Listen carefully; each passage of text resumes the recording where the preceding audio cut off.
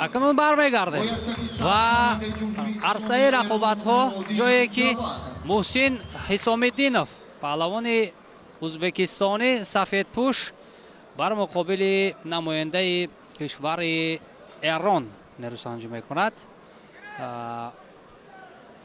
جواد مرادی باشد، سبز پوش است. مرادی در مرحله اول توانست که رقیبش از تاجیکستان ددخان قربانعلیف را شکست بدهد، اما محسن در مرحله پیش از این آزاد بود.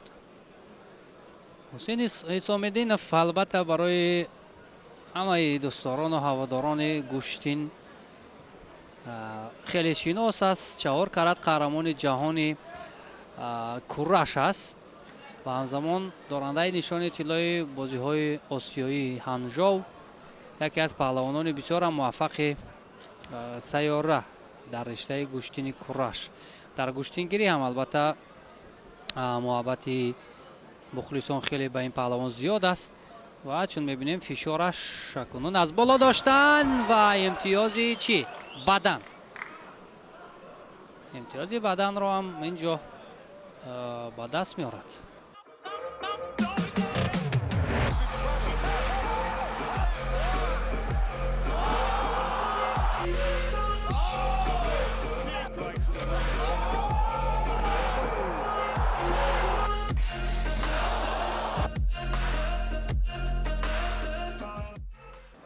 همون نه داور باگذاری نکرد و این حالت واقعا پرتوف بود که داوران کنجی هم خاموش است.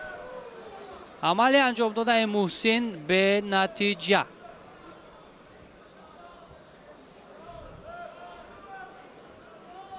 به هر حال وابسته به آن تجربه‌ای که محسن دارد امکان پیروزی در این رقابت بیشتر است.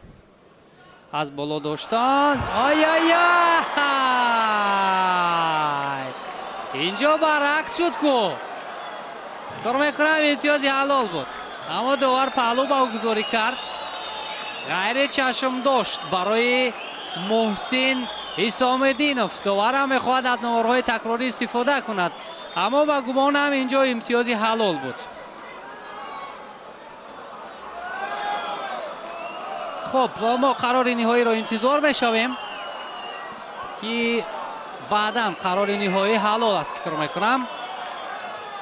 بله، پهلو پس گرفته میشود.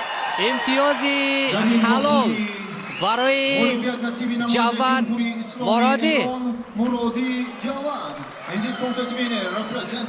جواد مرادی غیر چشم داشت، یکی از مدعیان اساسی را از صد راهش بیرون کرد و محسن از چیز نارضا است. اینجا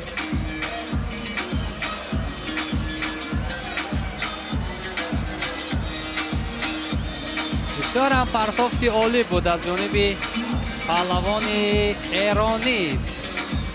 انتظار میرفت که اینجا محسن موفق میشد، ولی نه، پهلوان ایرانی راه خود را به مرحله نیم نهایی هموار کرد.